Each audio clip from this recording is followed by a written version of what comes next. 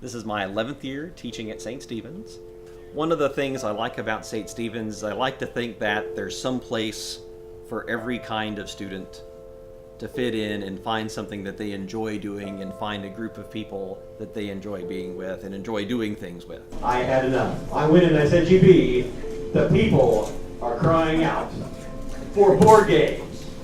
And I hope that in offering board games, there is, again, a certain group of kids who really find that to be a meaningful experience for them, who really enjoy the sense of competition. Sometimes, I mean, for some of the kids, it's just enjoying the sense of camaraderie and being with the other kids. Because it's just a nice time to have a social gathering, to hang out and talk about things. That's probably why I like some of the lighter games better than some of the more complicated ones, because I want to be able to think and sort things out, but I also want to be able to have a little bit of trash talk and talk about how I'm going to beat the other player and how bad it's going to be, and then they can say, oh, no, it's not, but have a really nice social time as well.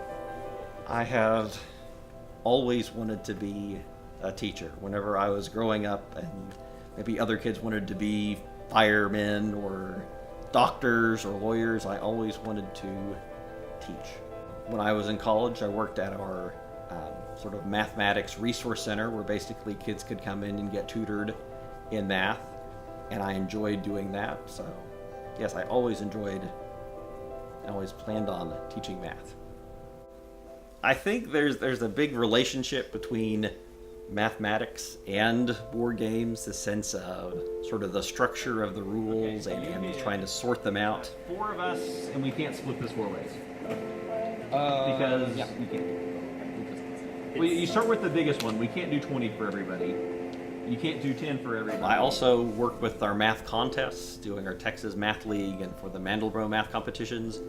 And I enjoy, as you know, the students are working on the contests. I mean, I work on the contest myself and trying to reason out, you know, what's the puzzle, what's trying to go on here. This came from the derivative of t prime, so it's reflecting the fact that in games, I have that same kind of puzzle aspect, but it's not just, you know, solving like a crossword puzzle or a cryptogram, but the puzzle are the other players in the game.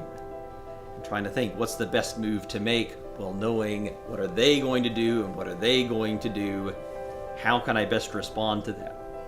When I was growing up, I would play games like Monopoly and Life. I remember, you know, maybe on a Christmas break, specifically remember setting up a game of Life under the Christmas tree, and the lights of the Christmas tree were lighting up the board, and we were playing Life and having a great time. But then, sort of a board gaming level of hierarchy, sort of go from those mass market games that everybody knows to, where if you look at the wall behind me, you don't see a lot of Monopoly or Life or Yahtzee or maybe the games that people are most familiar with. Maybe I advanced, if you want to call it that, into designer board games. One's more from Europe. If I can see Settlers of Catan or Carcassonne or Ticket to Ride. Some of the first sets of games where I would play them with my wife or with my colleagues from work. When people ask me about my favorite board game, it really depends on the group. I mean, I have a number of games that I like, but I mean, unless you have the right group to play it with, the game can be much more fun or much less fun. If I'm playing with students, probably one of my favorite games is called Dominion. Another game I enjoy playing with students is called Risk Legacy. Many people are familiar with Risk, but in Risk Legacy, there's this sense of maybe like you have the unlockables in a video game. You open the box and it actually comes with sealed envelopes and sealed boxes in it, where they say, don't open this box until this certain thing happens in the game.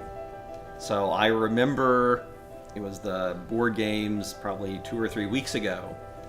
The kids were playing Risk Legacy, and they got to open one of the boxes, and they were so amazed at what was in the box. There was yelling and screaming and jumping up and down. it's a fun game, even made more exciting by this aspect of the unknown.